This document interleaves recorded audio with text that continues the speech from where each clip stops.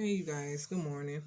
So, I have been up since like 7 something this morning because somebody wants to get up like it's a school day and wake me up. So, it's almost afternoon time. We originally had an appointment with her PMR doctor, physical medicine and rehab doctor, but for whatever reason, she canceled, saying that she wanted to see Chastity after surgery or whatever. Like she literally canceled at the last minute. Like the appointment was for 11:30 and she canceled it like almost 11:15. Thank God that the clinic is like not too far away from us. But anyway, I still was pissed because we got dressed and everything and I was rushing. So it's been kind of a morning. And I've been on the phone with Social Security for like an hour. These people, let me tell you something about Social Security. If your child has a disability and these people don't tell you anything, just please get all the information you can get on Social Security because Chastity turned 18 in March, right? So they sent me some medical determination paperwork, I guess, to see if she was still eligible for Social Security, which she is. She has a chronic disability that isn't going away. She's going to have it for the rest of her life. So anyway, I'm thinking that based on that paperwork, that's the paperwork they send, which it is that they send when they turn 18. But it isn't anything, it doesn't have anything to do with like finances or anything. It's just medical paperwork basically. Anyway, I saw that they had reduced her monthly check. And I didn't understand why, because I haven't spoken to these people in since like 2020. The office that does her paperwork, they're horrible. They're horrible communicators. They don't do their work. It's just like the communication is horrible. If something goes wrong, I have to consistently call. They don't call back, or basically to make them do their job, you have to ask for a manager. That's how bad they are. But anyway, here I am, thinking that once they turn 18, they automatically roll over to having their own income because as a parent, and if you have a disabled child and they receive SSI, they count your income until they turn 18. So now I'm thinking, okay, that's over with, right? Because she turned 18. Nobody really sat down and explained the process of her turning 18 to me. So finally, when I called today and asked to speak to a manager, this lady hung up in my face. I could say we were disconnected, but I was frustrated because I had been calling her caseworker multiple times to no avail. It's like the beginning of June. I've been calling these people since the beginning of May. Never returned my call or anything. And keep in mind now, they're supposed to call you back within 2 business days. Not 4 weeks, not 1 month, 2 business days, which they did not. So this lady gets an attitude with me while I'm on the phone, and she's telling me, oh, it's because she owes back payment. I'm like, ma'am, this is not for back payment. You have really reduced her income, okay? So I'm like, I need to speak to a manager because I'm not getting anywhere. I'm calling and you guys aren't calling me back. And then all of a sudden she's like, okay, puts me on hold and the phone clicks off. I call back again because at this point I'm pissed off and I'm tired of, them not doing their job. So anyway, I call back and this is the office. These people also Dillard Drive in Houston, Texas. They also don't put the office number on the paperwork that they send you so you can call. They put the number for customer service for Social Security on there, which I find very ridiculous because everybody has a caseworker, right? So your caseworker number and extension should be there. I have to go all around the world to figure out who a caseworker is, okay? So anyway, I called back and I don't know if she told the manager that the phone hung up or we were disconnected. I feel like she hung up the phone, but anyway, I think somebody else answered the phone and gave me all types of information that no one has ever given me before. So first of all, when they turn 18, you have to tell them that they're like, I forgot what they call it. They have to pay a certain amount, I guess, for being an adult. So you have to basically tell them that they're paying you money, like rent money or whatever, to stay with you because they're 18. But I think it's ridiculous, guys. Like, first of all, these checks aren't that big. Maybe the biggest check is like maybe $800. What can they pay for? What can they really pay for? You know what I'm saying? But they want you to take a portion of their money, I guess, as living expenses. They want you to tell them that you're taking a portion of their money for living expenses out of their check. Keep in mind, these people never told me anything. They never said anything in a letter stating such. Nothing. I'm just supposed to know this out of the blue on my own. Like, I suppose it's supposed to drop out the sky. This type of information is supposed to drop out the sky. So the lady was really nice. She actually went into Chastity's case and said that it had been open and a part of it had been incomplete since 2019. Dillard Drive. These people are so incompetent of doing their jobs. It's ridiculous. 2019 is 2022. Okay. So she basically went over everything with me and told me as much information as she possibly could without getting herself in trouble, I suppose. Because I think their main goal, I'm not going to lie, what I think is their main goal is to give you as little as possible. Which, if you're set in place to help people, how could that be your main goal if you know this person don't know anything? Their job is supposed to be to tell you stuff and to make you aware of how the system works, but they don't do that at all. So she basically told me that I had to put an X amount of dollars that I was taking from Chastity, for her living with me because she's over 18. I had to literally give this lady an amount. I know there's a specific amount, but she wouldn't tell me, okay? She wouldn't tell me. As a parent, when they're a minor, you can't make over $2,000 in order to not affect their check, which is BS, because clearly I'm trying to survive out here and I'm not about to monitor how much I make so she could receive a check, okay? But I know that, but there's a certain amount that she wouldn't give me that you're supposed to tell them you're taking out of your child's check once they turn 18 years old. I guess a living allowance or whatever, right? And they count that. So, but I just thought it was kind of ridiculous that I didn't have the information. And I guess this was the manager or whomever she was. And she was very nice. She went over all of the information. So basically, I had to tell her that I used some of her money to pay like electricity bill. I used it for gas for her appointments. I used it for any other items that she need that isn't provided for through Medicaid, any other supplies or anything, stuff like that.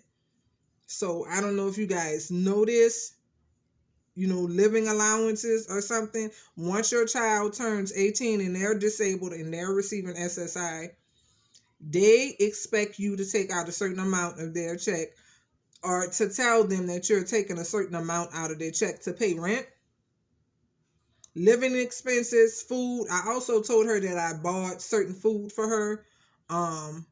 Like if she wanted something different in a restaurant or something, that I would prepare food for her separately. It's crazy, y'all. Like nobody teaches you any of this stuff. They just expect you to know that. But as somebody that's disabled and an 18-year-old child, because that's what they are, they're children. Even though they're 18, they're not like a normal 18-year-old. They can't go out in the world and do anything on their own. So, and that took about an hour for us to get through all of that. The first lady didn't even get into detail. She didn't really look at Chastity's case. She didn't go and open anything. She just told me, oh, the money is just missing because of overpayment. Also, I had her decrease the amount they were taking out for overpayments because they were taking out almost $100 for overpayments from me working. Okay? I don't know. Some of these things is very tedious. tedious. And if you don't know, like if you don't ask questions, they literally will sit up there and not tell you anything. They won't say anything. I mean, literally, they sent me the paperwork in April after she turned 18, and it said nothing about her living allowance or how much I should be taking out because she's 18. Nothing. Do you understand? I had to find this out through her, which obviously she wasn't supposed to be telling me anything. So the trick is to know this stuff without anybody telling you. It ain't Chastity.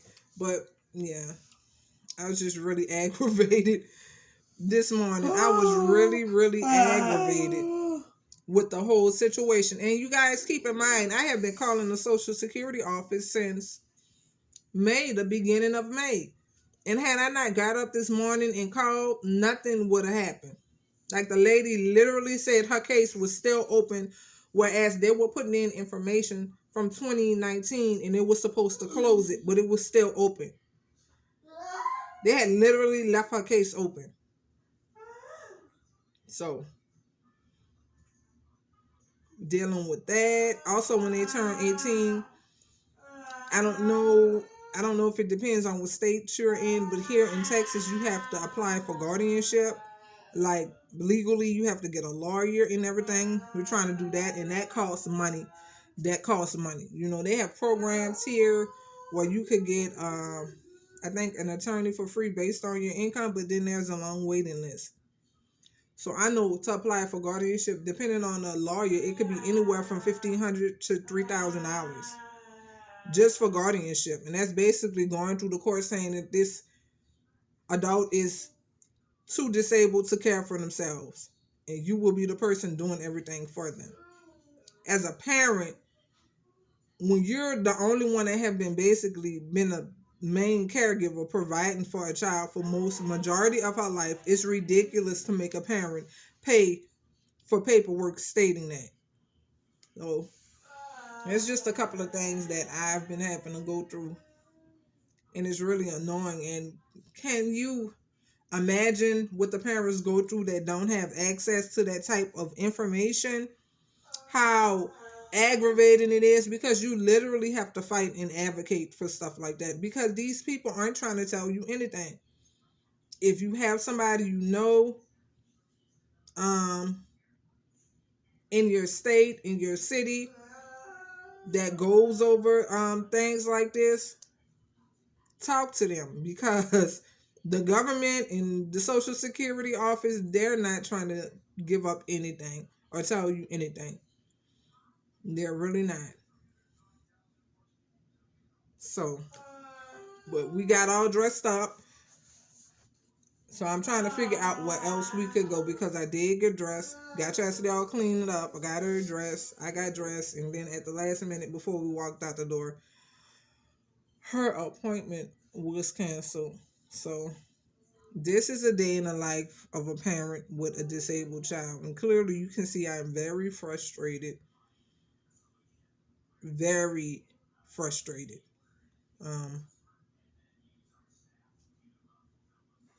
It's just a lot. Also, Chastity doesn't have, lately, she hasn't been getting her caregiver services. She's supposed to be allowed like 4 hours per day. But I did stop the services while I was working because they require somebody to be there with her. Right? And I didn't have anybody around the clock to be here with her. So, and then it was hard. They were recruiting people. Right? The company was depending on me to find my own worker for Chastity. So I just said, it's kind of defeating the purpose of what this is supposed to be. If I have to do all of this extra work, it doesn't seem like you're really doing your job. So I just cut it off. As of now, I'm supposed to be looking for another company. But it just gives me a headache how hard they make it to receive these types of services for the disabled. It's really, really annoying, It really is. I have something in my teeth. I'm sorry. It's annoying. It's very annoying to me. It's not like it's not already frustrating going through the stuff we have to go through. Then to put the icing on the cake, you have to tear down all of these walls and these bricks they throw up in your way to prevent you from getting services. Because the truth is that if it's free services, they're really not trying to give it to you all willy-nilly. Especially not here in Texas. They act like the money is coming out of their pockets as if people don't pay taxes. If you're not dirt poor, living underneath a bridge or living on the street, they're not trying to give you anything here. Nothing. They make it as hard as they can to keep all of their monies and services to themselves. And I find it ridiculous, especially here, as many people that live here in the greater Houston area that needs help, suffer from mental illnesses and disabilities here. Like, are you serious? They don't even have the funding. They don't even have enough for mental health care facilities here. When I worked in a hospital, most of the cases coming through the emergency room was for mental health. That's how bad it is. Remember, usually it's trauma used to be coming through the emergency rooms. No, not anymore. Most of the people coming through ER, especially here in the greater Houston area, is for mental health care. You don't know how many times I've had to be on watch for people because they were a mental health care patient. You have to watch them, basically, like a 72-hour hold or something, or suicide watch. As big as Texas is, you would never guess that they don't have enough funding or they don't put enough money into the services for mental health care and for people that are disabled. But they're constantly slashing, even though you already don't have enough of monies for these services, but you're constantly slashing the services and the funding. Basically telling people like me who are caregivers that you don't give a damn and you don't want to pay for it anyway. Because that's what you're telling me when I work, when I'm a frontline worker and I go to apply for services and you give me a hard time. Right? But I guess if I was sitting around here with 30 children,